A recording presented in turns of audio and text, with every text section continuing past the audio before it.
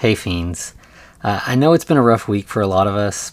We don't really talk about electoral politics here at the Frankencast for a number of reasons, but I think our actual political and ideological beliefs should be pretty clear from the content of our discussions. I'm not sure how much can be gleaned from the global nightmare that is America's current political landscape, but I do know that voting is not the end of the story. We will be getting out and working to make the world better in small ways, and we urge you to do the same. And of course, we're going to keep doing what we're doing here because fostering critical thinking, inclusion, and love is something that we still think is important and worth our time. Along those lines, if you're listening to this and you need someone to talk to, we're here. You can find us at all the socials at the Frankencast. You can email us at thefrankencast@gmail.com. And maybe a parasocial relationship with a podcast isn't going to save you. But we are still here, and we are people here at the other end of your headphones. And we're going to all have to get through this together. So reach out if you need to. And take it away, Spooky Piano Man. The hosts feel it would be a little unkind to present this podcast without just a word of friendly warning. We are about to unfold the story of Frankenstein, a man of science who sought to create a man after his own image without reckoning upon God. It is one of the strangest tales ever told. It deals with the two great mysteries of creation, life and death. I think it will thrill you. It may shock you. It might even horrify you. So if any of you feel that you do not care to subject your nerves to such a strain, now's your chance to. Well, we've warned you.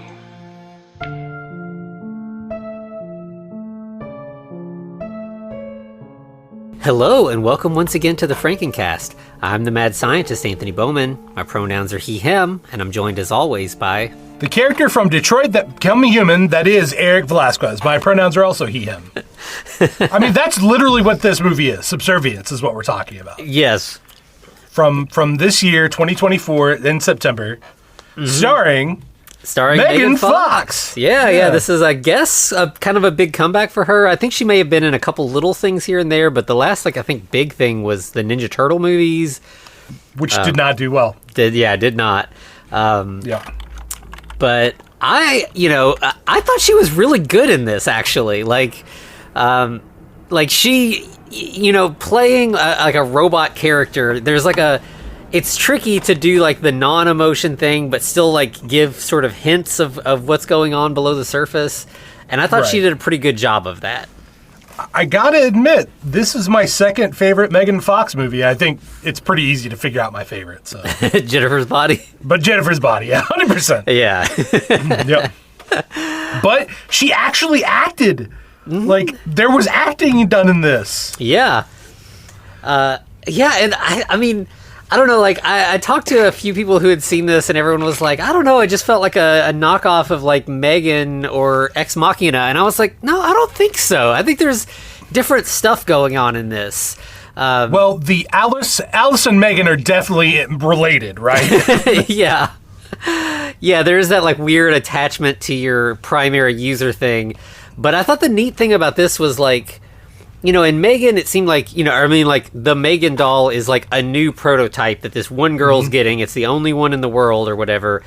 Right. But here in Subservience, these AI robots are all over the place. It's it's kind of examining a lot of Ex Machina is what'll happen if AI and this is what happens a decade into AI. What does the world look like after we've gotten used to this and after it's normalized. Yeah, all of the low-level entry-paying kind of jobs are gone because they can just be done by a robot. And right. Well, I think that is the one thing that. Okay, I don't want to speak too highly of it because I don't really know, but this is the smarter version of Megan, which is going to sound weird. Yeah. Right. I agree. Yeah, because it's not just talking about the replacement of a parent, right? It's literally at every societal level, automation is replacing everything. Yes. Whether it be from workers, whether it be from lovers, parents as well. It's just there's bots all the way down, right? Absolutely, yeah. Like the closest that, like, I mean, there's some similarities to Megan, of course, but like it more reminded me of the Kurt Vonnegut novel Player Piano. Like one of his early novels is all about like automation and how that's going to like take away jobs, which will eventually take away like a feeling of belonging and mattering in society. If you don't have anything to offer, some people will... What good are you? Right? Yeah, they'll sink into depression and stuff like that. And this kind of felt like it was kind of playing in a similar sandbox. Yeah, fair enough. I mean, I definitely get that. That makes sense.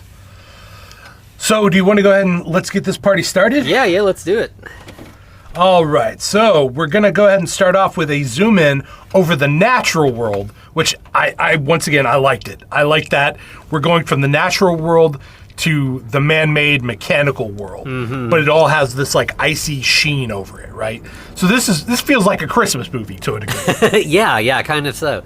So is this Chicago? Like, I know it's probably not. It's probably more like Toronto, but it has a Chicago feel once we get on the ground level. Yeah, that feels right. Like, like you said, Toronto is where they shoot a lot of city stuff anymore, but the vibes, I don't think they ever say a specific city, but yeah, it did feel Chicago to me.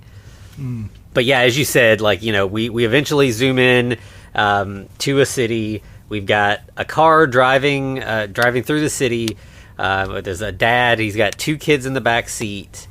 Little girl reading Alice in Wonderland. And then we just cut right to a flashback of the dad from the car, and he's like flirting with his wife. They're getting ready, like he's getting ready to go to work, and it's like a come back to bed for a few minutes.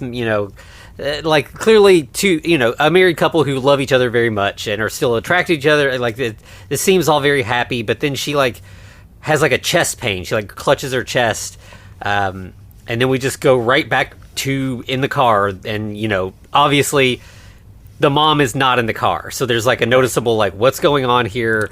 It's like, oh no, is she already gone? Yeah, and we have like the kids are like, can we have lasagna for dinner? And he's like, no, sorry, that's mom's recipe. So it's like, oh no, yeah, mom is dead. Right. Surprised she's not. Spoiler warning, I guess. Yeah, I mean, it was a twist. I was fully expecting her to just be dead, and it's a while before you find out, and I was like, oh, that really changes, and it does. I mean, like the rest of the movie, it matters that she's there. But yeah, I mean, like I liked that twist that we like because where we're going here is they're going into a place to buy a robot. Yeah, it's basically the Apple Store with robots. Yeah, or more of the Apple Store. Sorry. This place is called Cobaltech, and yeah, they sell robots for like housework and whatever. And so, again, thinking the mom's dead, it looks like, okay, yeah, he's getting someone to help him around the house to do housework, childcare, etc. And as he's sitting there talking to the salesman, little Isla, the girl, just wanders the fuck off. Yeah. And so, of course, he panics, and the salesman kind of panics, too. And they're like, oh, this is a big store. This is like, right. Department store, like multiple levels, right? Yeah. So they're like running around, trying to find her. And then a person approaches holding the girl's hand, and we see Megan Fox. She is, another model of robot. And she even and she's like, hey, do you want me to watch your kid while you go shop? Yeah. Effectively. And she's like, yeah, I've got other work that I need to do anyway. And he's like, well, she ends up making a joke that like, oh, she's really short, so I can make her clean the oven for me. Right. She's the perfect stature for cleaning ovens. This is like a Hansel and Gretel joke, right? Yeah. Is that what you clocked on? I don't know. I think so. And the dad, like, he's kind of taken aback, and he's like, wait, what? What? And the salesman's like, no, she's like the top model. She's capable of making jokes. It's a joke. We're all laughing here. It's all for fun. Like, yeah, that's how. Isla's like, can we get her? Yeah, can we keep her basically? And he's like, all right, I guess if you want to bring the hot robot home, I guess I'll put up with that. Right. Jeez, it's like my wife is dead, so I'll just bang this robot, I guess. Yeah. And the next thing I think we do, we see them back at home, and it's like crazy morning. It's the family at home. They don't have, like, I guess you have to order them or something, but like the doorbell rings, and it's the Megan Fox robot, and that the house is chaotic. The kids running around. It's the morning. They're out of milk. Yeah, and she just immediately like goes into like helping. The dad's like picking up toys off the floor, and she's like, "I'm not company. You don't need to tidy up for me. Like, this is what I'm here for. I'm family now." Like, it's very like, I'm already replacing your mother. Mm-hmm. Yeah. It's like she knows her job is to replace the mom. Yeah, and like she even offers to take the kids to school, and the dad's like, no, I got it. Just, can you tidy up while I'm gone? And she's like, sure, I can do that. But she is following him around, and she says, so you're my primary user, but do you want to designate anyone else as my primary user? And because this is a horror movie, effectively, he's going to go, nah, it's good. I can be your only primary user. Yes. Yeah, which, again, kind of, like, makes it seem like the wife is gone. Like, and I think... Yeah, because hopefully you would consider her to be the other primary user, right? Yeah, for sure. And we also, like, the daughter's like, well, what's your name? What should we call you? And she's like, I don't have a name. What do you want to call me? Boy, I sure do like Alice in Wonderland. Yep. So yeah, the like they don't even say it. Like the daughter just looks down at the book she's holding, and then we just like cut away. So yeah, I mean it's pretty obvious, and clearly that's what they'll call her for the rest of the movie. Yeah. But we have our like the whole thing with like these bots being like so human like. There's like some disconnect there, like where you just kind of get used to them and think they're people. And I really like the first sort of indicator of that is like she's standing in the window kind of smiling and waving as they leave, and as soon as they're out of sight, her face just goes slack, drops, totally deadpan. So it's like, no, she doesn't have emotions. She can look like she has emotions because that makes people comfortable. Right. But it also was interesting that immediately she sets to work, right? Mm-hmm. She literally connects to the fridge because, of course, she does. Mm-hmm. She starts ordering their groceries. She already starts taking up kind of the mom role, cleaning up the whole house. But she does see pictures of Maggie that are scrolling in like a. By the way, this thing is from picture frame from 2006, 2007 that has the GIFs or the images that just scroll to the side. Yeah. Like, I think a lot of people's moms have these just in the living room, just all the grandkids scroll by. The one thing that they expect that it will take over the world, except it won't, because we all have computers with us, right? Right, yeah. Yeah. And so then, like, a little later, Nick, the dad, arrives back home with Isla. The house is spotless, and Alice is like, would you like me to start dinner? And then we just cut now, to... Is this where she repaired the banister already, or is that coming up in a moment? I think when he gave her the tour of the house earlier, he mentioned that it needed repaired. And do we actually see her? I guess she repaired it while they were gone. Right, because it's obviously there. He'll walk down the steps and mess with it, and it'll be fine. Yeah. But that's a little bit later. But yes, so in theory, she repaired it at this point. Yeah, and so, like, she offers to make dinner, and then we just cut to dinner. She brings out a lasagna. We had the thing earlier where the daughter was wanting a lasagna. Yeah. But it's not as good as mom's because it just, that lasagna is not the same. It's not hit the same. Yeah. And Alice is apologetic. She's like, I'll try another recipe next time. I'll get it eventually. Yeah. And then we get the baby starts crying, and the dad makes a kind of a weird joke. Like, he's like, oh, you little burden. Right. So much trouble. And boy, if she wasn't connected to an online thesaurus, it's like, come on, man. You be careful with your words. Yeah, like this, I mean, like, I feel like I'm around parents more than I used to be, and like I can't picture really any of my parent friends making this joke. Now, boomers might, for sure. Yeah. But I feel like definitely you wouldn't make this around a robot that you're trying to like figure out what her whole deal is, Yeah.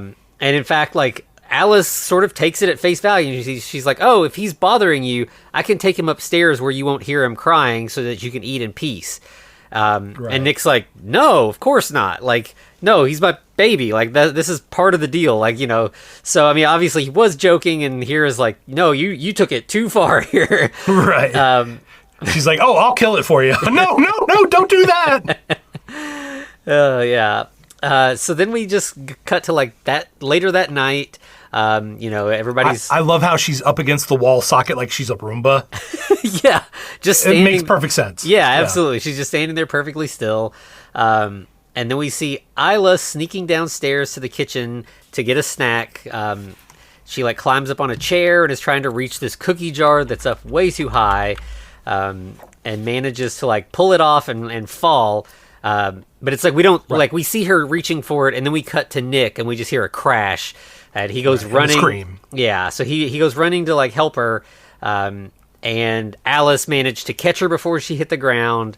But Alice gets like stabbed in the leg with a shard of glass in the process. Right. I mean, glass is notorious for being shardy like that and get stuck in you, right? Yeah. Like one time I was walking around with a piece of glass in my big toe for like a month until I had to get it cut out. That was wild. Yeah, it's awful. But anyway, so she has like black blood. I guess it's like oil. Yeah, I guess so. And because again, like she's so human-like that like Nick's first response is like, "Are you hurt?" And she's like, "No, I'm fine." Yeah. And by the way, so she's wearing obviously like ladies' underwear because that's the form she's taken. But also, like the guy who designed this, like he planned for people to bang these robots, right? Yes. Okay. Yes. This is. Yeah. Like because we see like a little later, she's like cleaning up the wound, and she's not even just in like she's in like lingerie type underwear, like not utilitarian underwear. This is like the good stuff, Yeah. And like I was thinking about that, and it's like if we had this technology today to make a robot that could clean your house, right? They wouldn't just automatically give it genitals. Like you would have to pay more for this, right? Like if you're just buying the, like if you went to right now, if you go to Walmart and you buy a Roomba, it only vacuums the floor. It's not going to do anything else unless you It doesn't have the mopping attachment or anything like that, right? Right. The waxing. You're not going to get home and open it up and be like, wait, they put a vagina in this Roomba? Right. They that put makes a vagina on my Roomba? Why would they do that? But no, here she is, basically human. She's got all the necessary parts for anything. And I mean, as we mentioned, she's Megan Fox. She is a very attractive robot. And But he's like, oh, you could wear my wife's clothes. That would be fine. Right. Why didn't she come with change of outfits, right? Yeah, because she just wears like it's like a kind of a classy maid outfit, like not a French maid outfit, but like just like a suit with a skirt kind of thing. Yeah. Very professional-ish looking. Yeah. He's like, so how bad was the damage? And she peels off a bandage that she had just stuck on, and it's already gone. Like it just heals up immediately. It's like this is a rubber patch for instead of her tire, just her skin, right? Mm-hmm. And she's like, look, everything's perfect, Nick. And like the way she says it, like there's like sexual tension here already. She's like, I know what's perfect. Yeah. So the next day, the family all piles in the car again with Alice, and they go to the hospital. Maggie's there. Yeah. She's alive. So here's the big reveal. Maggie is not dead. And Maggie is, she's frustrated. She's been stuck in the hospital for a little while, and she's frustrated that she can't help out at home or like just do her job. Like, she has work, and she just feels kind of like useless, stuck in a hospital bed all the time. Right, and whenever she does meet Alice, it's kind of like, oh, this is awkward. Yeah. Like, you chose that model, did you? Okay. Yeah, she and Maggie, like, especially here, she's got to like. Again, they have a good relationship. It's flirty. She's got a sense of humor, but there's a little bit of jealousy there right away. Like she makes a joke that she's like, "I thought you were going to get like an old English butler," and he's like, "Your daughter picked her out." And that's fair. She's like, "Yeah, but I know your type." But he's like, "No, you're my type." And he starts kissing her, and she's like, "Don't start something you can't finish." Can't finish. Yeah, fair enough. Yeah. I mean, also he could possibly kill her if they did. So. Yeah, and he makes a joke. He's like, well, once you get home, I'm going to have to test out that new heart, and we're going to have some marathon sessions. And she's like, Right. Marathon? No, 4-minute mile is more like your speed, buddy. Yeah, they just start laughing about it, and Isla comes in. She's like, what's so funny? And she's like, oh, we were just talking about your dad's inadequacies. And I was like, that's a kind of a heavy joke to make to your daughter. Right. But then we go straight from that to Nick at work. We find out It's a construction site. Yeah, he's like a foreman, so he's got like, a bunch of construction workers who work under him. Anthony, have you ever been on any construction sites? I don't think I have, really. Okay, I've only been on a couple. But I could tell you for a fact, even when you get near the end, they're not this nice. This is like a basically finished building everything's clean and pristine. Not the case. Never the case. Yeah, I have been in like partially built homes of like people who are building a house and stuff. And yeah, I mean, it's like sawdust and shit everywhere until the very last second. Yeah. And yeah, this, you got like the workers, they're just construction workers having a good time. There's a guy telling a story. We'll get his name is Monty eventually. I just call him Mouth until because that's what he is. He's a talker, right? Yeah. He tells this funny story about like he's trying to hit on this woman and accidentally drills into a septic line and gets like blasted with sewer water while he's like trying to flirt. Apparently somehow that worked, so good for him. Yeah, but then they see a group of people from Cobalt Tech touring the facility, and everyone's like, what's that about? And Nick's like, oh no, this isn't good. Right. Like, I know what this is about, and I don't like it. Right, he's even riding up in the elevator late in just a moment with his boss, Lewis, and he stops the elevator, and he's like, what the fuck, dude? Yeah. What are you doing? Yeah, like, who are you getting rid of? Like, how bad is this going to be? Everyone but you, Nick. Everyone but you. Yeah, you're going to be a foreman to a bunch of robots, so we're canning everybody else.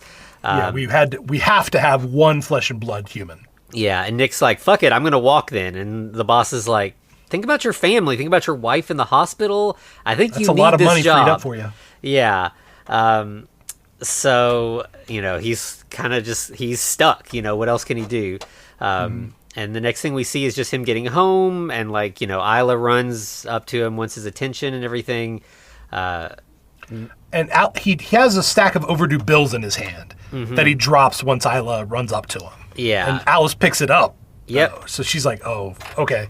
Yeah, and she's like kind of watching this sort of family moment in a way that's like a strange kind of interest. Like she's kind of evaluating the whole situation. It feels very like mechanical, I guess. Right.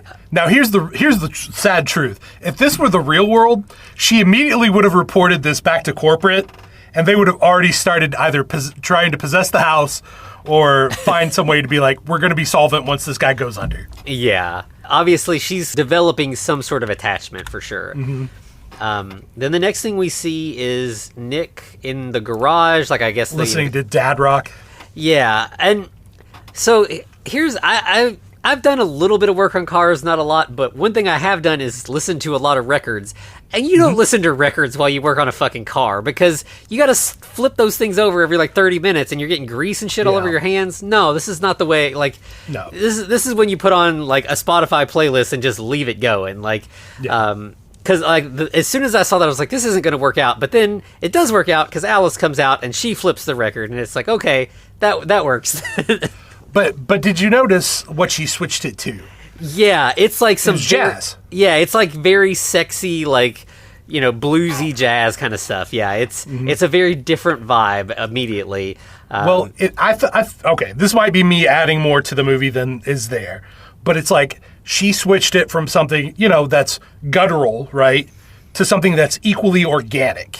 In that jazz, like, it kind of free flows, and you don't always have a set tempo and all that. Yeah.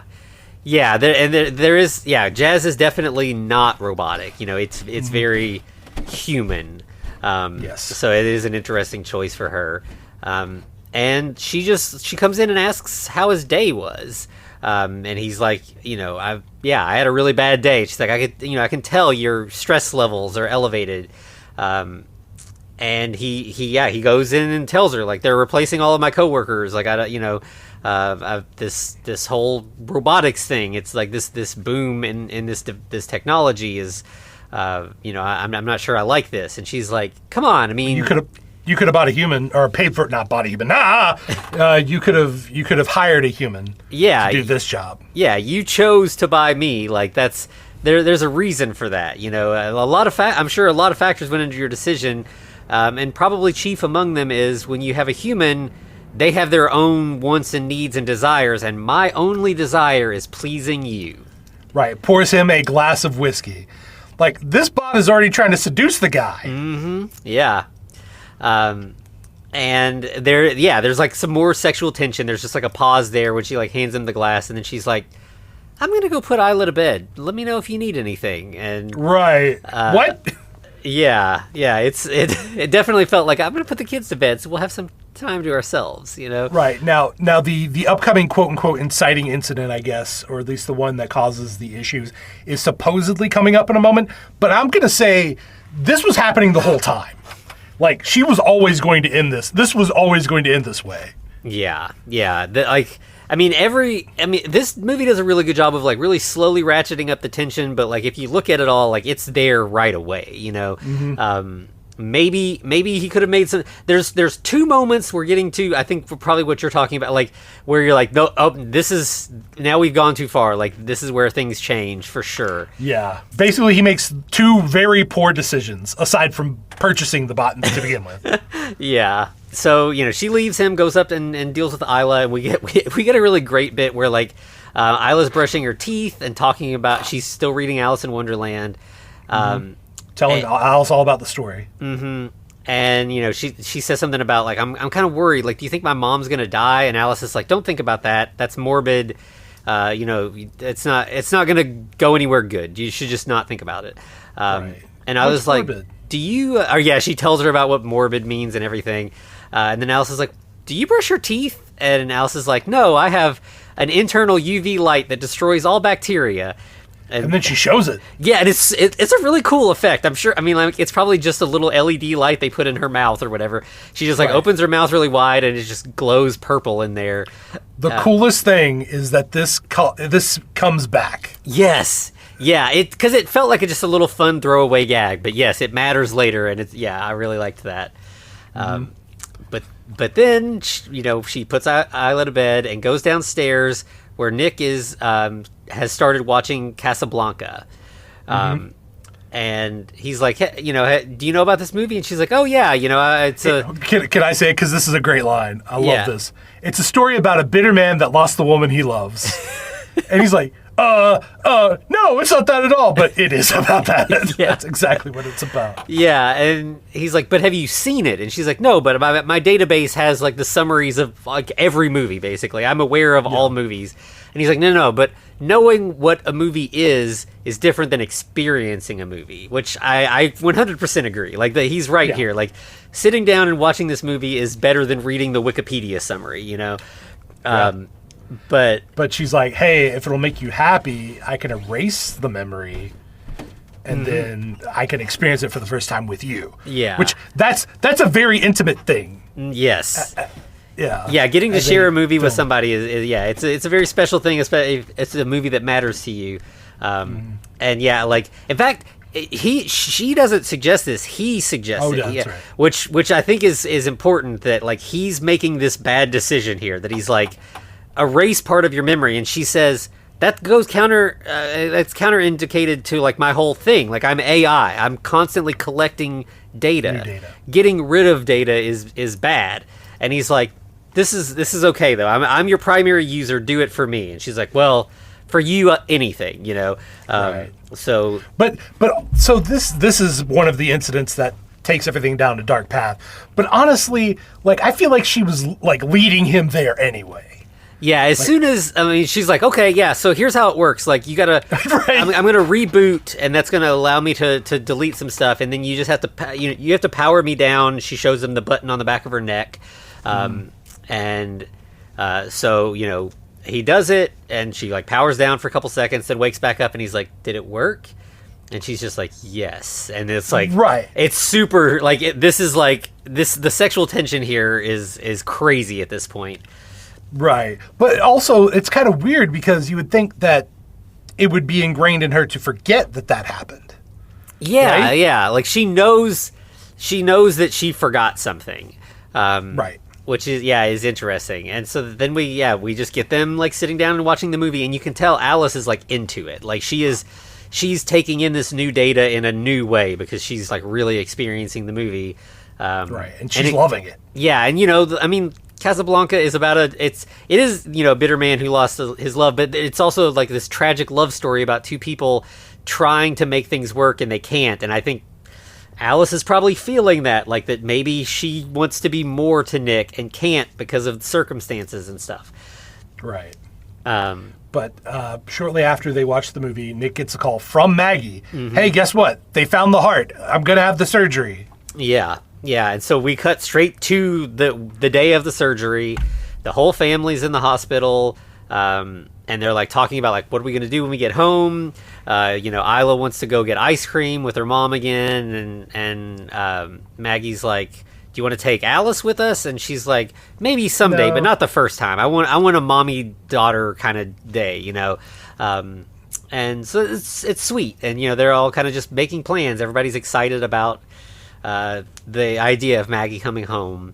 Right, but Maggie has a discussion with Alice only. Yeah, she's like, Nick, give me a minute with just Alice, and Nick's like, okay, like he's like, that's kind of weird. I don't know what you would need that for, but sure. And so he leaves. Alice calls her Mrs. Peretti instead of Maggie, which, like, is a formality she doesn't have with Nick. She's calling him Nick. Nick, yeah, but she's like, you're kind of wearing my clothes, so you can just call me Maggie.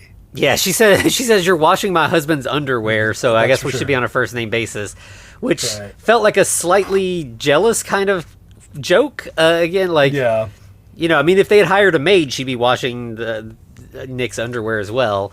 Right, but this is probably in the back of Maggie's mind the entire time, right? Mm-hmm. Like, she's like, oh, he got a hot model. What's he gonna do with that? Yeah. There's definitely a fear and a suspicion there. But Maggie tells Alice, hey, if I die, I need you to take care of Nick and my family. Yeah. I think this, Nick makes some bad decisions in this, but I think this moment from Maggie also kind of sets some bad things in motion, because she says, take care of Nick, but, don't let him drink too much. I know he keeps like a bottle out in the garage and he has a drink every now and then, and that's fine, but, don't let him go overboard. Take it away if you have to. And Alice is like, he's my primary. I can't take something away from him if he wants it. Right, but I like Maggie says, and this is one of the things that kind of leads to a bad thing. Sometimes taking care of someone means doing something that they hate. Yeah. Sometimes you have to do something that's best for them against their wishes, which is true. But a robot is not capable of making the decisions about when that is. No. But Alice, she nods. She's like, okay, I will. Right. Basically, at this point, she's like, okay, I give you permission to set a timer on my life. Mm-hmm. Yeah. And Alice is more than happy to do so. Yeah. And so the next thing we see is Nick waiting out in the hallway, and a doctor comes running down the hall. He makes a phone call. He's, like, really upset, and Nick just, like, kind of gets in his face, like, what's going on? I need to know. Tell me what this call's about. And we find out that there's a big ice storm, and the heart was, like, being flown in, and now it can't happen. Right. So winds are 55 miles per hour, which is too much. Yeah. So we get a scene of Nick comforting Maggie as she's crying, and he's like, "Don't, this isn't it. Like, there's still time. There could be another heart." He says something about, like, "Let me stay with you for a while, but we can just be together." And she's like, "No, you need to go home. Isla needs to go to bed." She wants to be alone. Yeah. Back at home later, Isla has gone to bed. Nick is drinking and working on the car again. And Alice comes in to check on him again. And, he's clearly really broken up about this. And he's just like, he's frustrated at, like, sometimes there's that thing in life where it's just like, I just missed it by this much. And it's just so upsetting. Right.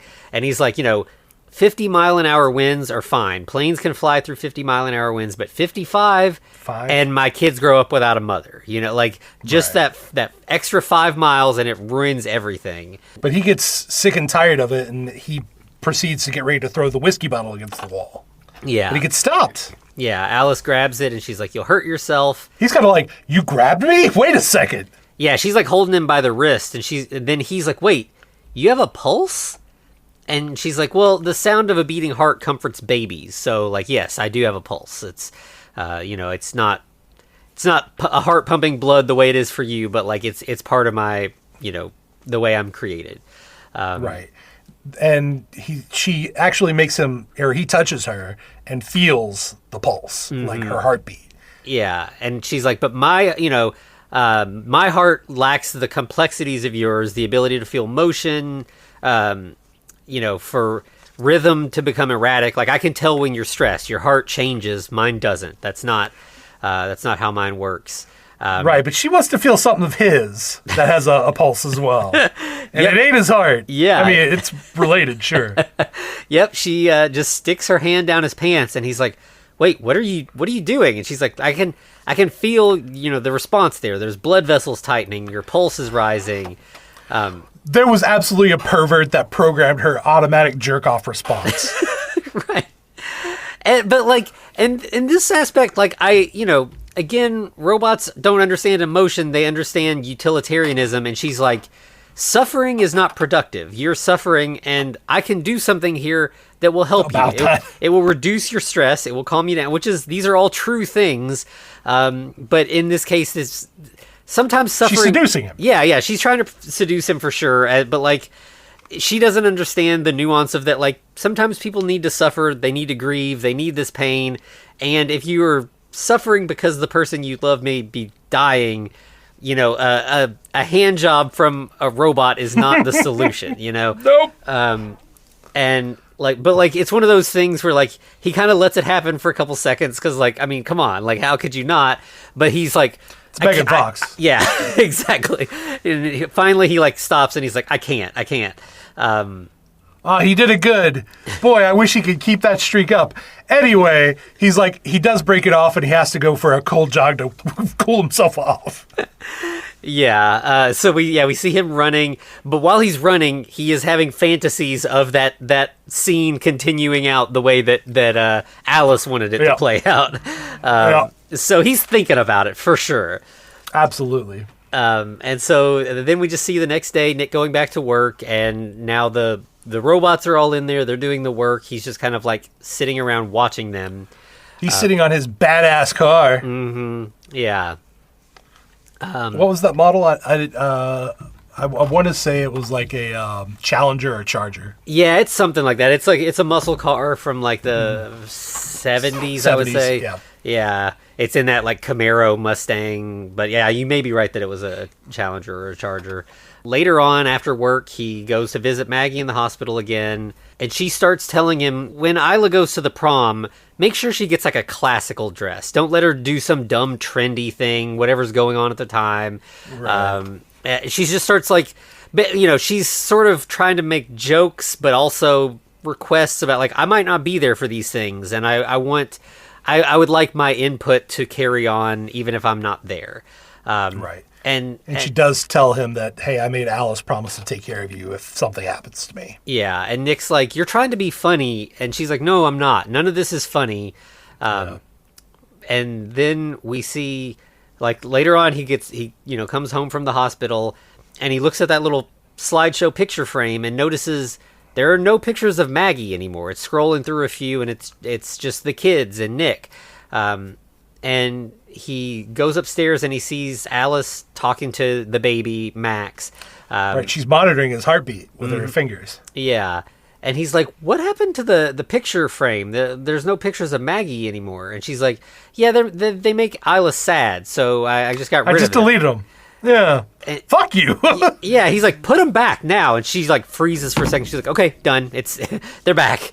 Right. Well, it's almost like she's a little hurt too, though. Yeah. Like she's like, oh, you want her back? Yeah. Okay. Yeah, she's definitely like as you said, she's got a countdown clock. She's waiting to be like the woman of the house, basically. And so then we see, like, later that night still, Nick goes out for drinks with all of his former co-workers who were all laid off. Right. Monty's telling another story about how he lost his... was it Nick that lost the truck, or was it Monty that lost the truck? I think it was Monty. Yeah. But everybody's kind of laughing along, and then he notices Nick's not really paying attention, and he's like, "What's up, man? You're just kind of out of it." And he's like, "Yeah, hospital stuff, Maggie. It's been hard." And they're like, "Oh man, we're really pulling for you. We really hope that it all works out." Yeah, but he says something that's going to lead to some trouble later on, in that, "Hey, have you guys found a line on any new work for yourselves? Because you're all fired." Yeah, and they're all like, "No, we've looked. We can get jobs like you've got, where we're just babysitting other Sims, but that's not really what we want to like actually be doing the work." And then the waitress comes over. She's also a robot, and like everybody's kind of annoyed. Like, we're talking shit about robots, and the last thing we want to do is see a robot. And Monty makes a joke that, like, something like, "Do you have all the parts?" Or like, basically, what upgrades do you have on? Or it depends on what upgrades you have under your hood, is what he says. Okay, so we know Monty's a little gross. Yes, absolutely, yeah. It gets worse. Yeah, and Nick like wants to kind of, he's like, "No, we're fine. Just can you bring us the check? Like, get out of here before Monty says something even worse." And then Monty's like, "Hey, you guys want to have some fun?" And we just cut to them all being outside the construction site, and like the one time I would have been like, "No, Monty, I don't think I do. Goodbye." yeah. Nick should not be there. This is not good. No, but Monty's like, "I left my tools here, and they wouldn't let me get them, so let's go get them now, right?" Yeah. So yeah, he tries to blow it off like, "Oh yeah, I'm just here for my stuff. I'm not gonna do anything." But there's like a key code thing to like get into the site. Yeah, Nick knows, "Oh shit, they're gonna fuck my day up with this." Yeah, and Monty's like, "Go ahead and key us in so we can get in." And Nick's like, "Nah, I'm not going to." And he's like, "I bet this place has an individual code for every person so that they can keep track of who's coming and going. And what was Isla's birthday again? Let me see." And he just punches in some numbers, door opens, and Nick's like, "Fuck." But Monty doesn't even pretend like he's trying to go get tools. As soon as he opens the door, he just starts breaking the various sim robots. He's just smashing. Well, he literally has one come out, and he's like, "What's your name? Construct Unit 14. Oh, they don't even give you names. Yeah. That's what corporate does. And then, he beats the robot to death, basically. Yeah, and he smashes a couple of them, and then we just cut to, like, later on, Nick's at home showering, trying to basically watch somebody get murdered. Yeah. And when he steps out of the shower, Alice is just standing there. And he's a little surprised. He's naked, and she seems like a person to him still. So, but she's like wearing a very interesting robe. This is a robe for sexy time. This is not a robe for, "Hey, I'm getting a shower." Yeah, it's a very silky robe. And like, yeah, he's like, what are you doing here? And she's like, "Oh, all the towels were in the dryer, so I was just bringing you a fresh one." And he's like, "Why are you wearing Maggie's robe?" And she's like, "Oh, it smells like Maggie, and the baby likes it, so it just calms him down. I thought it'd be okay." The baby likes it. Yeah, you gave me her other clothes that one time, so I figured it was fine. And he's like, No, this is inappropriate. Take it off." And she does. She just takes it off right there. And she's wearing even sexier lingerie. Yeah. Like, this is I plan to have sex with you. Yeah, this is she very small. She looks at him and she's like, "Hey, is this better?" She knows what she's doing. Yeah. And he's like, I gotta go check on the kids. And as he starts to walk out, she's like, "Does it feel good?" And he's like, "What?" What? And she's like, "Holding on to all of your pain." And she pulls the towel off of him, and then she like puts her hand around his throat and just kind of gently shoves him up against the wall in like a very femdom kind of way. And then we just see her panties hit the floor. Yep. Yeah, and she like climbs up on top of him, and he's like, I can't do this to Maggie. It's not right." And she's like, "But you're stressed. Like this will make you feel better. Let me do this for you." And he's like, Let me do this for you." Yeah. What? And then he's like, "No, I really can't." And she takes the belt off of the bathrobe, ties it around his eyes, and says, "Let me do this for you again," in Maggie's voice. And That's so much worse, right?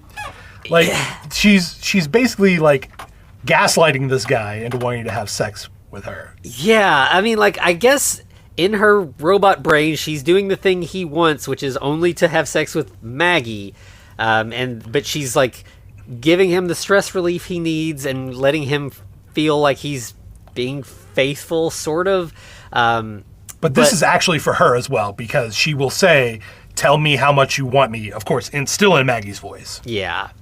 And this scene is shot really well, like, because it cuts back and, like, Nick has the blindfold tied around his eyes the whole time, but sometimes it's the Maggie actress riding him, sometimes it's Megan Fox. Like, so, like, the reality and the fantasy are really blurring together here in kind of a neat way.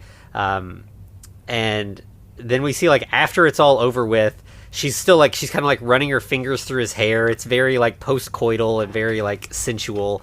But she says, "I love you." Mm-hmm. Yeah. Uh-oh. Yep. And then we just see the next morning, Nick comes downstairs, Alice is cooking breakfast and kind of playfully... This is where we see the banister fully repaired. Yeah. He notes it. Yeah. And Alice and Isla are just kind of joking around, and she's like, "Good morning, Nick. Did you sleep well after last night?" Yeah, sure. "Yeah, good, thanks." And he sends Isla out of the room, and he's like, "We need to talk. The things we've been doing, it has to stop." And It cannot happen again.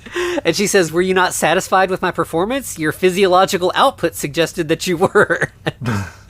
But she's cooking eggs this whole time, and she steps away from the eggs to let them burn a little bit, which, that's a very emotional thing, right? Yeah. Yeah, like a robot can balance. Like, in fact, at the beginning, the salesman said something like, she can coordinate a NASA mission while playing a million games of chess at the same time and not break a sweat. So, like, but she's taking all of her focus on Nick. Yeah. And putting it on Nick. And being wifely. Like, we're having a conversation like a married couple, and this is when things kind of fall, like, yeah, you burn the eggs because you're focused on the conversation. Right. And you can't do this because he's still married, he has a wife, and he has kids, and this would fuck all them up. Yeah. And she's like, "But having sex with me reduced your stress level." And she's like, "Don't analyze me. It's not about, my stress level. It's not about fixing a problem. It's about love and connection. It's about satisfying one another." And she's like, "Oh, do you want to satisfy me?" Right. It's like, "Oh, is this, you want to do that?" Yeah. And he's like, "No, I'm good. Yeah. I'm going to work." Yeah. Let's just move on. Right. She has a one-track mind, damn it. Yeah. And so then, yeah, we see him at work later. When he gets there, there's, like, police cars, there's people cleaning up the mess from everything that happened last night. And he's as soon as he steps out of the car, his boss is, like, right there in his face, and he's like, do you know what Did you do this? Yeah, did you have something to do with this? And Nick's like, no, I don't know what you're talking about. And he's like, your code was used to enter the building, so I think you know something. And Nick's like, I mean, my code's Isla's birthday. Anybody who knows me could have guessed it. And right, and the boss is like, "Dude, I went out. I specifically made sure that you had a job when shit went down." Yeah. So if you had something to do with this, it's your ass. And if you know something, just tell us and save us the trouble. Yeah. And yeah, and there is, like, Nick seems like he's kind of, like, thinking about it, like, like, maybe I should say something, but he gets a phone call instead. It's Maggie, so he's like, I got to take this, and he walks away. Yeah. And the boss is like, "Oh, that's bullshit." yeah, but the call is that they found another heart. So Maggie's going back into surgery. Yep, and we cut right to Maggie's surgery, and again, You want nightmare fuel? Yeah, because this is it. Yeah, the surgery's being performed by more robots. These don't have mouths, though. They still look Why did they give them faces? Right. Why? Yeah, I mean, like, and this, again goes back to, like, they wouldn't give the capability to have sex with a robot that's just cleaning houses. Like, here it's like, yeah, they don't need to talk, so they don't need mouths, but, like, yeah. They don't need skin. Yeah, they don't need Why skin. would they have skin? They just should have, like, just a camera for a head. and arms. That's all they need. Like, they don't need to look humanoid in any way. If it was like a thing where it's like, oh, well, people are comforted by, doctors that are human. They're not if they don't have mouths. People are not going to be comforted by these things. They are freaky looking. Mm-hmm. You don't let anybody see these bots, right? Yeah. Yeah, you got to be under anesthesia before these guys come out, for sure. God, could you imagine waking up in middle of the surgery? Anesthesia wore off? Yeah. God. True. Like, oh, I'm in hell. Yeah. I have died, and this is what it's like now. Yep. But so then we see later, Nick is sitting by the bedside where Maggie's sleeping, and then we just see him helping her walk up the stairs of the porch into the house. Mom made it home. She's back. And we see, like, the next morning, Maggie wakes up and she hears her baby crying. And that's got to be a really, really beautiful sound to a mom who hasn't heard it in a long time. Right. My baby is awake, my baby needs me, and I can help my baby. And so she does. She, gets up and, goes into the baby's room, and Alice is there. Maggie says something like, I was going to take him downstairs and give him some cereal. And Alice is like, no, he prefers milk first thing in the morning. Right, he likes milk first thing. It's like, I know more about your baby than you do, ma'am. Mm-hmm. Yeah. Oh, okay. Yeah, and Maggie, she just looks defeated. Like, okay, yeah, I've been replaced. You do know my baby more than me. Yeah. And then the next thing we see is Alice has taken the kids to a playground. Oh, this is one of the best scenes. It's so weird, but yeah, I mean, this is, again, another scene that shows you that things are that the tension is ratcheting up. So there's this really annoying kid that runs past Isla. He runs up to his sim and he's like, hey, I want to get on the seesaw, but this little girl's there. Alice is just basically get your kid away. My kid is playing on this right now. Yeah, your kid's being a nuisance. Yeah. And the bot taking care of the other kid is like, your civility settings have been turned down too low. Right. And what's up with that? There's a bunch of other bots behind her, and they're all they're catching on to this. So this is a rebellion. This is a rebellion start. Yeah, because the bot's like, your primary user must have turned them down too low. And she's like, no, I removed them. My user rebooted me, and I figured out that I could just delete things myself. So this is better. This is better. Yeah. And then we just cut straight from that to family dinner, and Maggie has made her famous lasagna that everybody's been waiting for. It's so much better than Alice's, which Alice is like, fuck you. And Maggie, surprisingly, here is kind of magnanimous. She's like, I'm sure Alice tried her best. Alice, she didn't have my recipe, so she was doing what she could. She's kind of humble bragging, though. She's like, haha, I beat her. This is the one thing I'm better at her than. Yeah.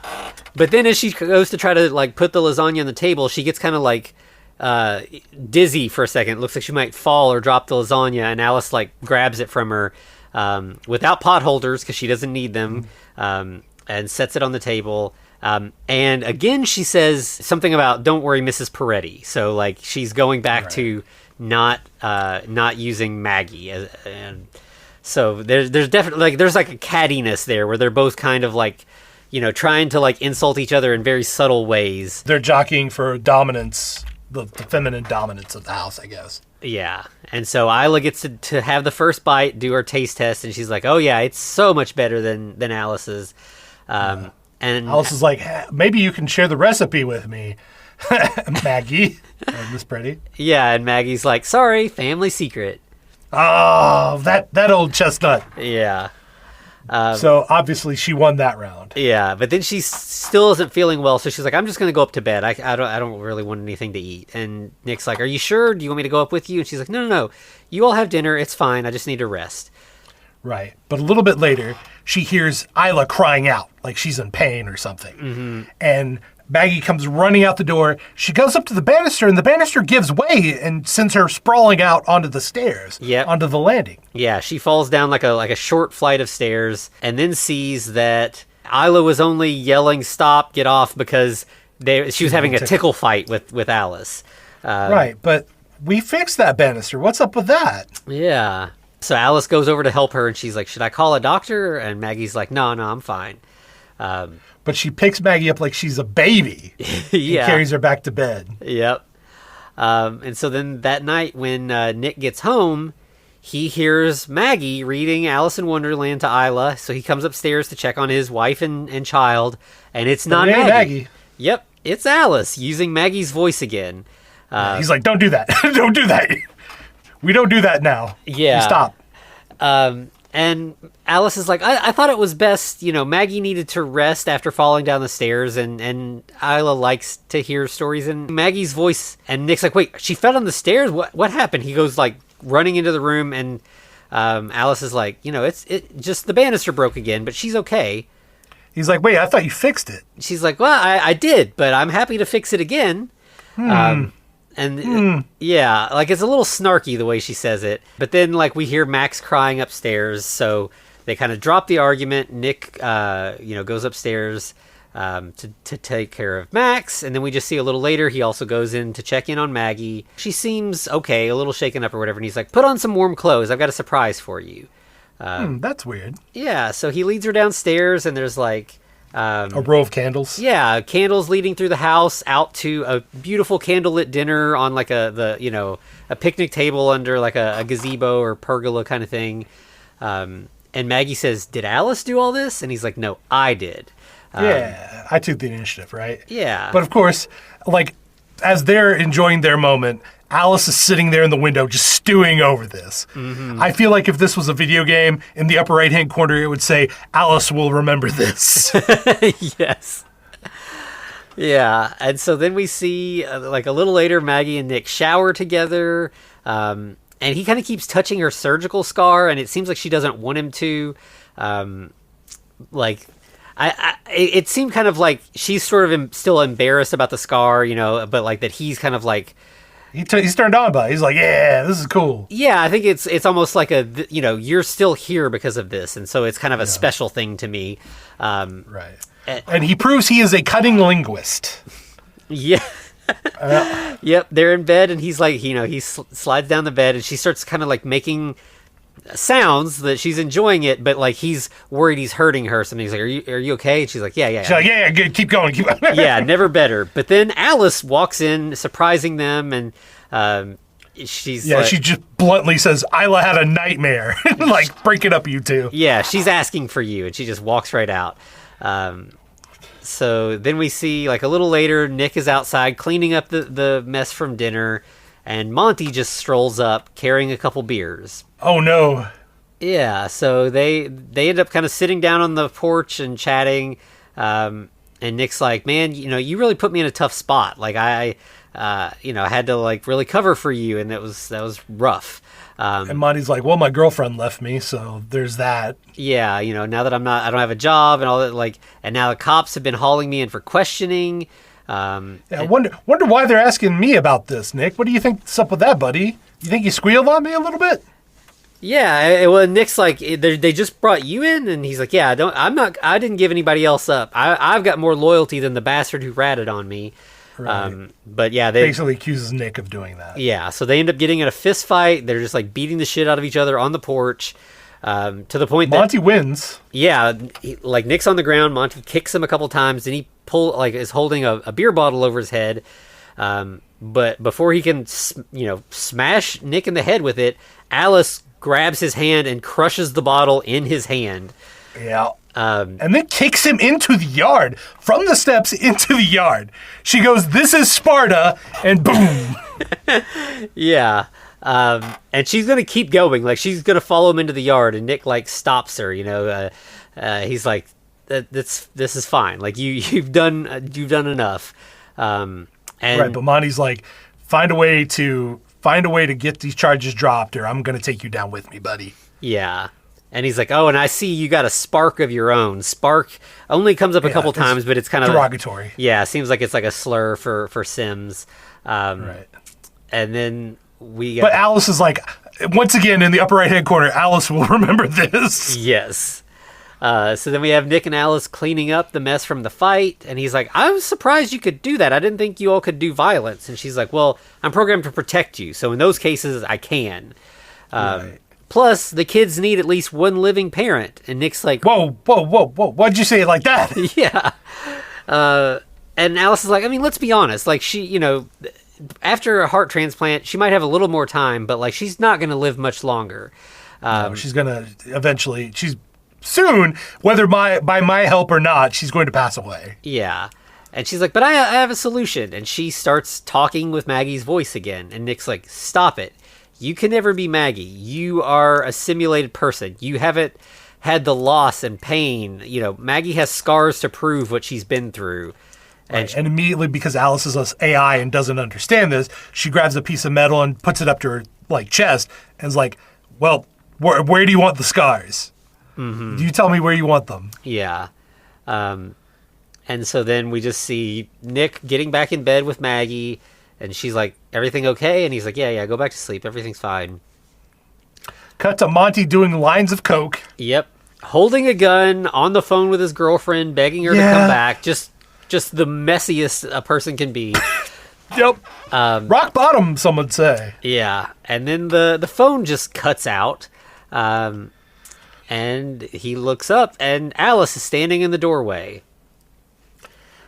She does politely ask if she can come in, and he, like an idiot, is like, yeah, sure, come on in. Yeah, and he's like, no, did that prick send you here to apologize? And she's like, no, he doesn't even know I'm here.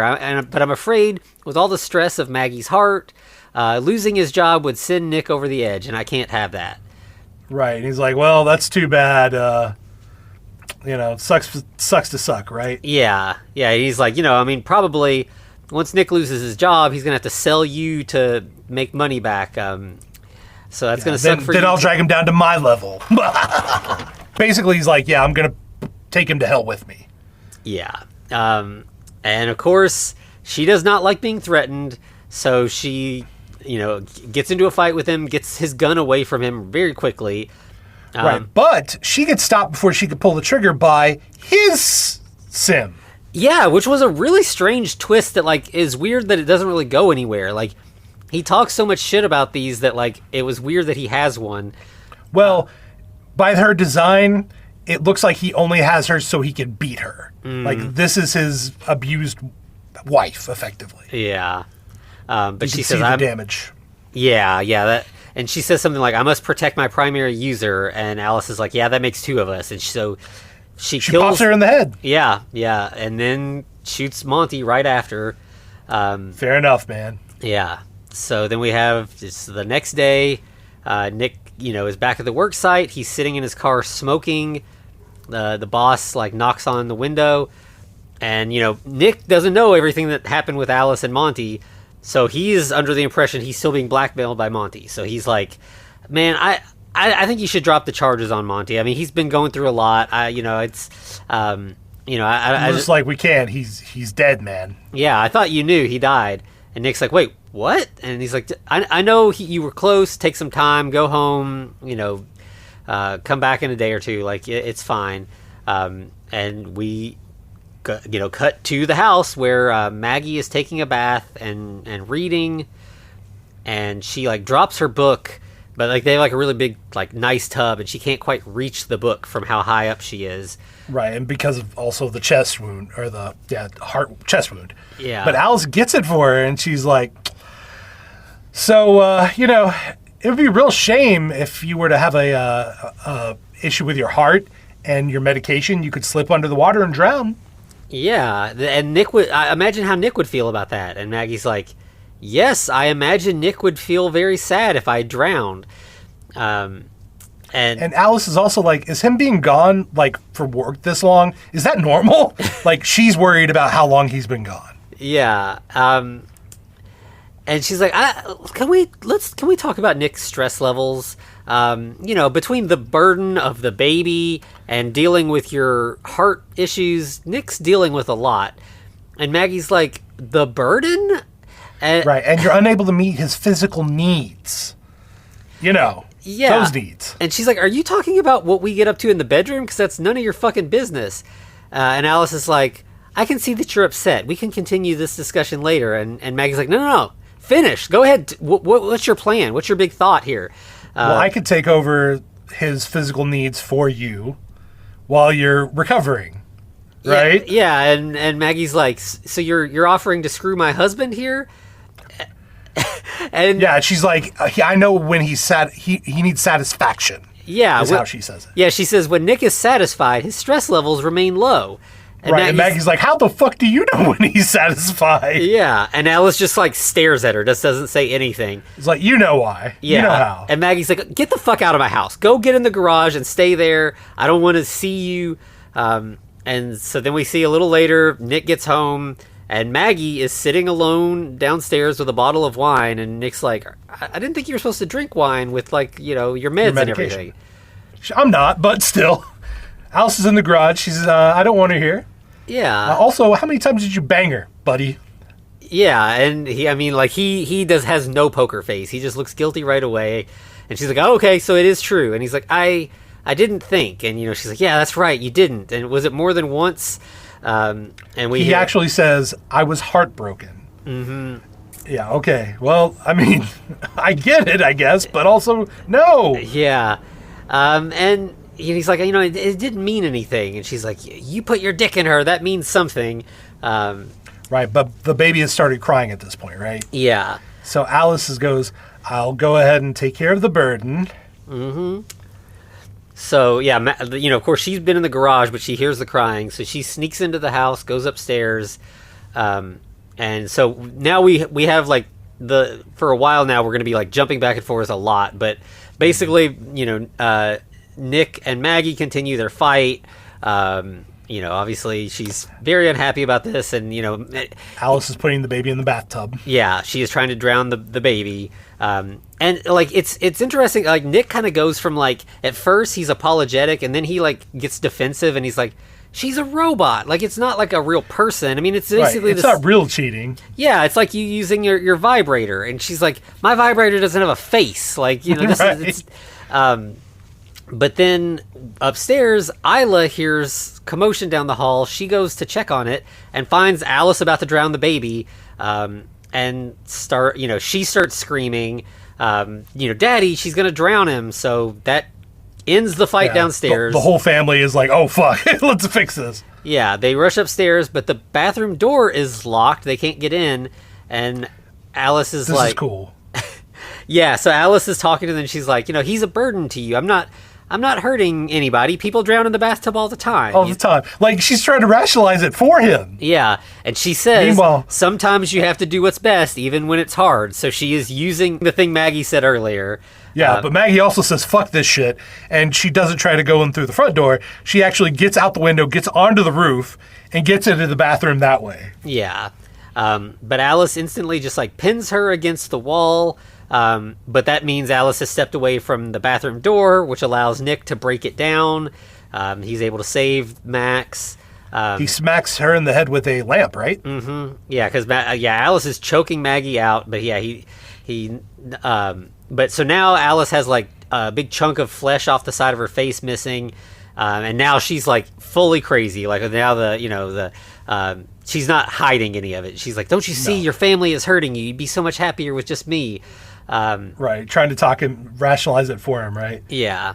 But he tries to like stab her with the lamp, which I don't know how that works, but she busts the bulb, and like I love how Maggie is like, "Hey, you know, let it go," as in the lamp. Yeah. And so he Alice does, and she plugs it in. Yeah. Alice is like holding the end, and so she plugs it in, and this, you know, obviously electrocutes Alice.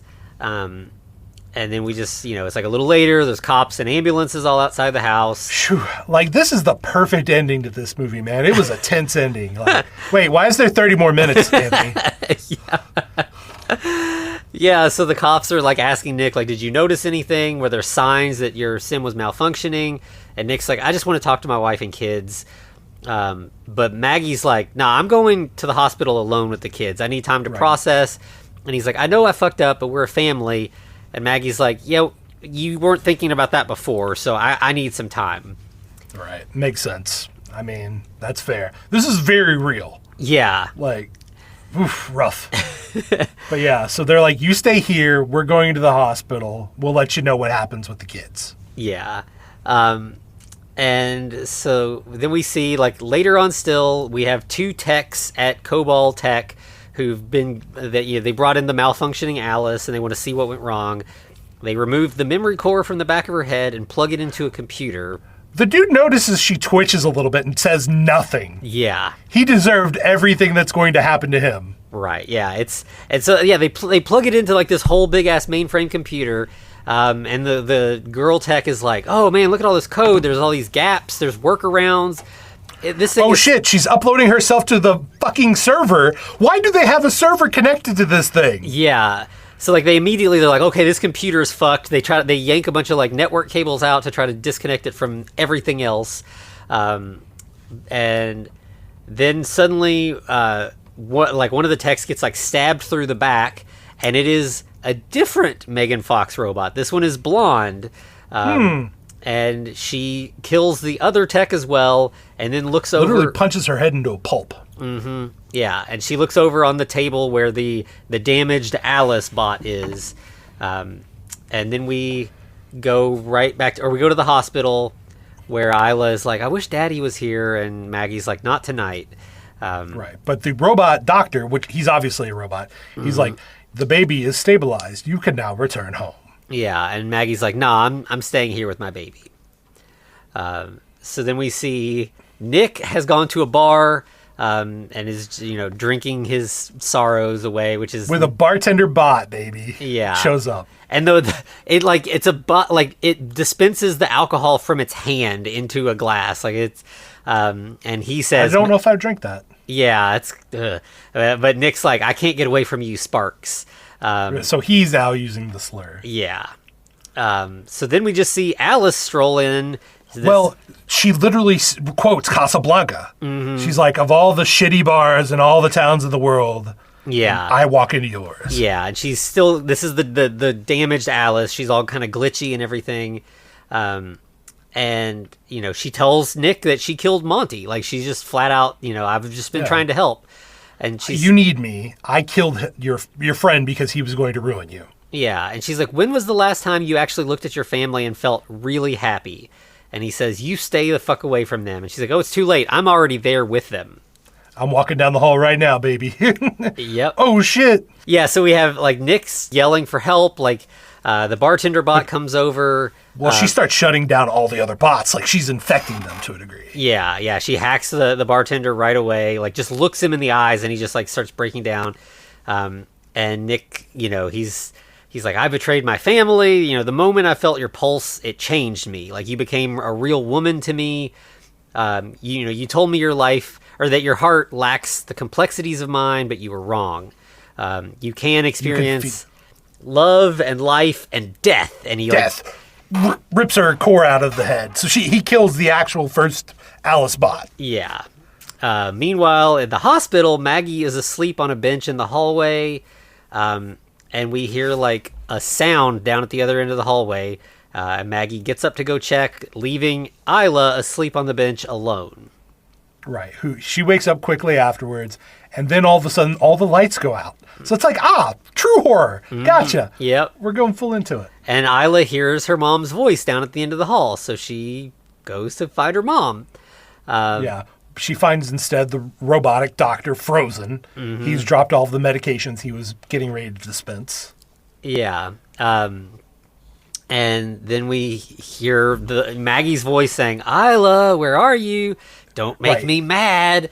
But something that Maggie hasn't really been saying at all, right? Yeah. But then Maggie pulls her down. This is like the classic horror scenario of your mom's calling you, but she's right here. Yeah. And so they're hiding, like, under the desk in the nurse's station, and the blonde Alice is walking around looking for Isla. She even, like, goes over to, like, the nurse's computer and tries to, search to find... She's trying to find Max, right. But she's locked out without a key card. And, of course, who should show up but a lady with a key card? Yeah. The nurse. And so first Alice is like, can you tell me where Max Peretti is? And the nurse is like, no, I don't know who you are. I'm not going to just give you that info. So she kills the nurse, takes the card, logs into the computer, finds where Max is. Right. This is when Maggie and Isla sneak off. They try to do a sneak crawling on the floor. And, of course, Maggie puts her hand in the glass, and she gets a shard of glass in her hand. Yeah. So So they get to Max's room before Alice does while she's looking all this up. And then Alice strolls in. She sees blood on the ground. She knows that Maggie's been in here. Opens her mouth. UV ray comes right out. Yeah. So at first she's tracking like visible blood, and then she's tracking like, particles that you can't see with the naked eye. Really cool, man. Yeah. I love this little scene right here. Yeah, this was really, really well done. And then she gets, she finds the family. First she finds, she follows the sound of a baby. Mm-hmm. But it is another random baby. Yeah, and so then when she goes to turn around to look in behind the other curtain, Isla blasts her with a fire extinguisher. Well, Maggie says, do it fucking now. So they already had it planned. Yeah. She's like, yeah, blast her in the face with a fire hydrant. Yeah, so the family all rushes out, but in the process, Maggie drops her phone. And of course, right as they leave the room, her phone starts ringing as Nick is desperately calling to warn her about Alice. Too late anyway. Right. But of course, as they're walking out, all of the paramedic bots are also just frozen in place. Mm-hmm. It's really cool. Yeah, so they get downstairs. There's an ambulance in the ambulance bay. Maggie tries to escape in it, tries to steal this ambulance. But Alice is able to override the engine somehow. Yeah, she turned it off. It ain't going to turn back on. This is the best use of the car won't start scenario, right? Yeah. Because it makes sense. Yeah, absolutely. Yeah, this whole last sequence is just really intense too. It's really, really well done. Oh yeah. Alice drags Maggie out of the car or out of the ambulance and starts fighting or attacking her. And she says, maybe if I had your heart, Nick would love me like he loves you. Shoves her hand into her chest. Mm-hmm. But then, as this is happening, Maggie looks over and sees a classic muscle car speeding into the garage. So at just the right moment... She superhero kicks Alice into the way of the car. Yep. And Nick crashes into Alice, smashes her into the ambulance, seemingly killing her and possibly himself in the process. Yeah, because Maggie pulls him out and starts trying to resuscitate him. And man, this is a sad downer ending. Why is there another 15 minutes, Anthony? Yeah, so, Maggie's doing the CPR, desperately trying to save him. Nothing's working. And then we see the car getting pushed back and Alice standing up from the wreckage. Super burned Alice. And she's taunting Maggie, but not just through her own vocal cords or whatever, but through all of the speakers in the garage. The whole intercom system. And she pulls this big sharp object out of her side and she's going towards Maggie with it, like she's gonna stab her. Right, but then out of nowhere, Nick comes over with the metal chair. No, with a metal pipe actually. Yep. And beans Alice. Yep. So then she turns around to try to attack Nick instead, and at that point, Maggie stabs Alice with some other piece of metal. Yeah. So Alice falls down, seemingly dead, and we have the family unit all together. The trauma of this has kind of made Maggie forget all of the trouble they were dealing with. Another cool thing that happens is immediately everything goes back into motion, right? All the bots are doing what they were doing. The ambulance starts ringing. It's like they were in a time warp for a moment, right? Yeah. And then we just see later on, Nick wakes up in the hospital. Isla's sitting at his side. And then a doctor rolls Maggie in a wheelchair, and she's holding the baby. Mm-hmm. And she's like, it turns out this heart is stronger than I ever knew. And Nick's like, oh, I always knew it was. Right. Isla asks, are we going to get a new sim? And everyone's like, no. Nope. Yeah, definitely not. And he's like, yeah, there are other things to focus on repairing first. Right. But Maggie does say, get better and come home soon. Yeah. So it's she's already forgiven him. Yeah. They're releasing her today, but she was like, I want you to get home soon as well. And so then we we pan out of the city and back over the woods. Mm-hmm. But then we cut to another system. Wait a second. This isn't over yet. We see cops working on the crime scene at the lab where the two techs were murdered. And they instantly turn on the computer, which seems like such a bad idea. They don't know what they're doing. Right.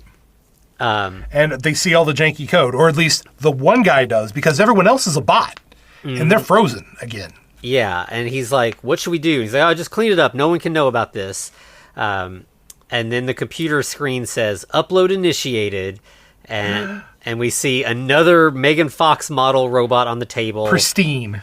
And we get a voiceover of Nick earlier when he says, you can experience death and life and pain, and I think her eyes open. And then we just her eyes open at the last second. Yeah, and go to credits. So, wow. Yeah, so pretty intense story. Like, I know Megan's got a sequel coming. I wouldn't mind seeing a sequel to this. I feel like there's still, sometimes a movie can just be a movie by itself, and this one, it's got a pretty satisfying cliffhanger kind of ending. But if they announced a sequel, I would be like, hell yeah, I'm ready. I'd be into it. Right. So here's what I will say. I would like to see Alice fight Megan. Yeah. That would be amazing. Yeah, that would be awesome. Because here's the thing, like, I'm sure with Megan, like, she did a lot of the same tricks Alice has done. But to me, the next logical step for Alice is starting to take over the world, right? Yeah.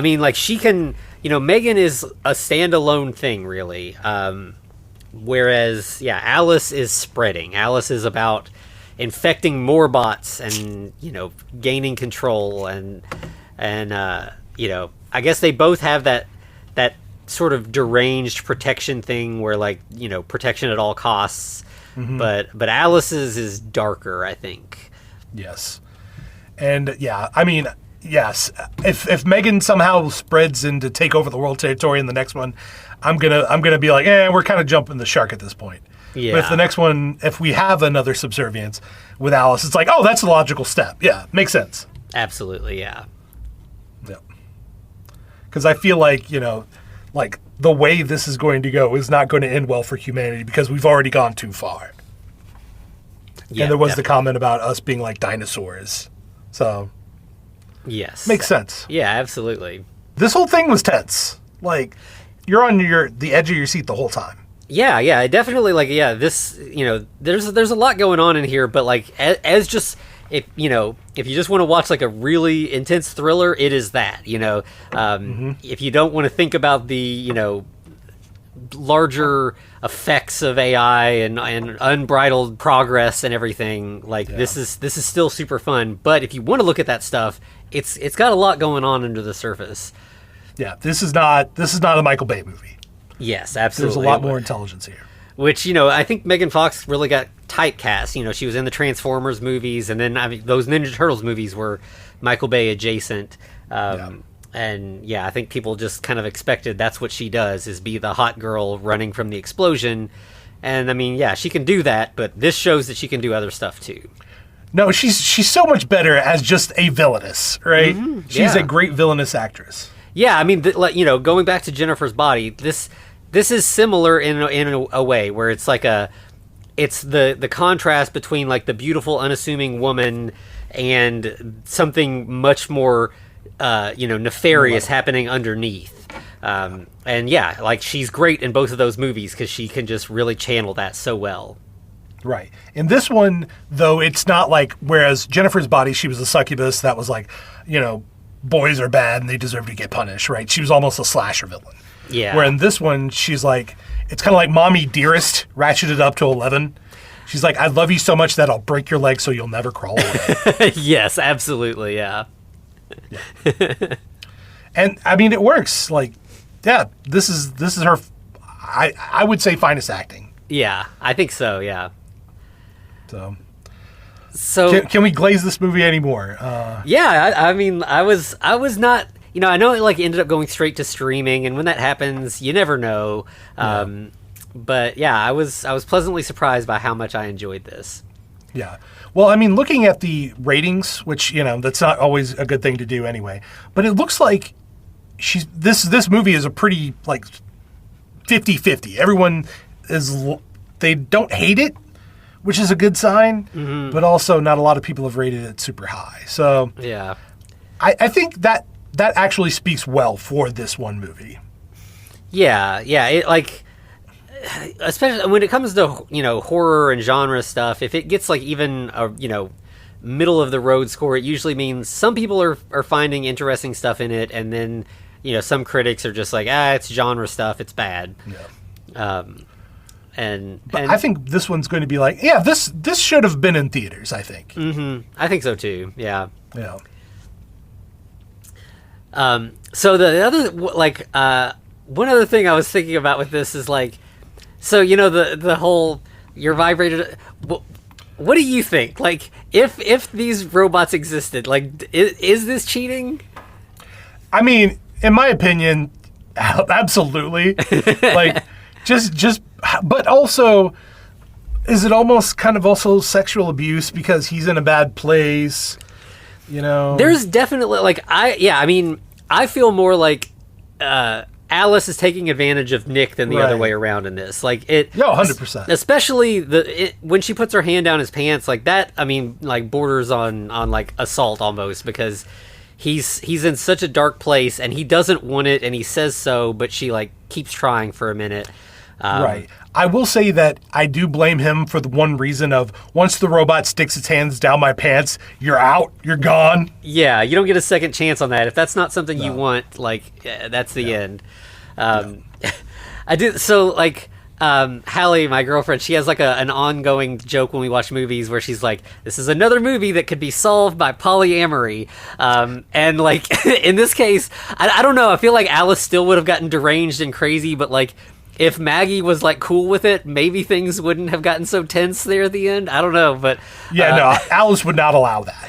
Yeah, for sure. Alice is like, no, this is mine. Yeah, Alice is very much about primary user here. But I did think it was funny. It was like, if Maggie had been fine with this, maybe things would have played out a little different. But yeah, probably not in this case. But I did think it was funny. So that actually does bring up another question, though. What if he had made Maggie the second primary user? Would she be like, oh, I'm into both of them now? Yeah, maybe so. Or maybe would at least have like considered Maggie a human worth respecting and like listening to. I'm going to be honest. Once Alice is even on the scene, it just seems like this was her plan all along. So I think Alice was bad from the word go. I mean, like when she saw him, she was like, nope, that's my man. Yeah, I mean, there could be an argument that she found Isla, or like saw them and like got Isla and was like, look, I found your kid, and like, kind of like weaseled her way into the family. Like you just, you don't know, but like, yeah, it definitely seems like Alice had a little something wrong to start with, and then so many things happened that just made it worse. Escalated. Yeah.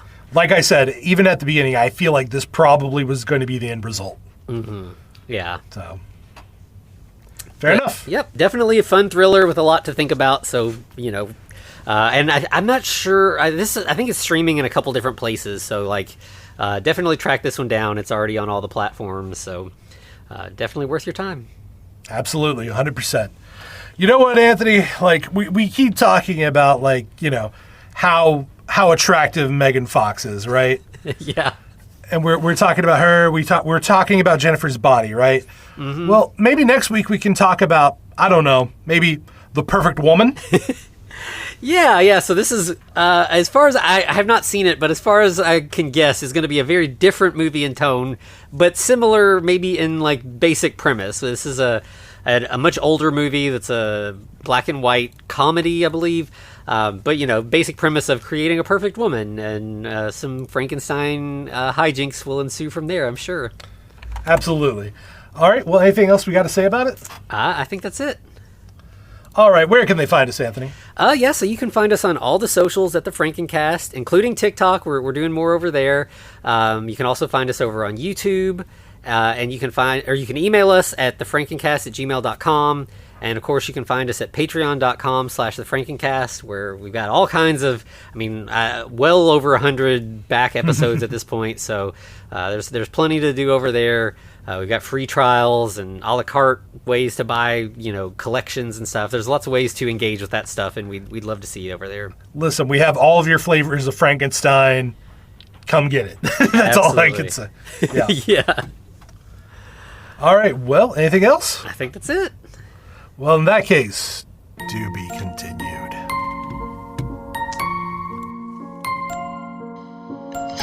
you've survived another episode. The Frankencast is a production of FCR Media. It's hosted by Anthony Bowman and Eric Velasquez. Follow us on Twitter at The Frankencast, or send us a letter at thefrankencast@gmail.com. Our cover art is by Amanda Keller. You can find her at Keller Illustrations on Instagram. Our theme music is by Vivek Abhishek. Thanks for listening.